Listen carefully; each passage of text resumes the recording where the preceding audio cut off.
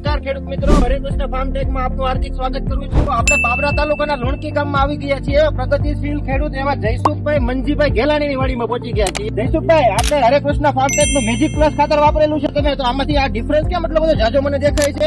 એક થેલી આપણે ડીએપી વાપરેલું છે, મેજિક પ્લસ ખાતર વાપરેલું છે. 30 કિલોની બેગ આવે, આમાં આપણે ડીએપી વાવેલું છે. જો એમાં આટલા દાણા આવા બેઠા છે રાસાયણિક ખાતરમાં. રાસાયણિક રાસાયણિક ખાતરમાં ખેડૂત મિત્રો આપ જોઈ શકો છો, આ મગફળીના દાણા ફૂટ થયેલી છે. હરેકૃષ્ણ ફાર્મટેક નું મેજિક પ્લસ વાપરેલું છે.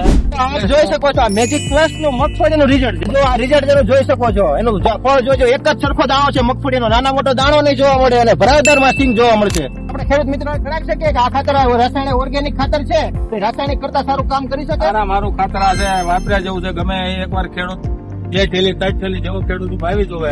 હા, અને ઉપયોગ જો આ કરીને result બધી જોઈ એક જ શકે. ધારી બધી છે, 12 વીઘા મગફળી એક જ ધારી આપણને જોવા મળે છે આમાં.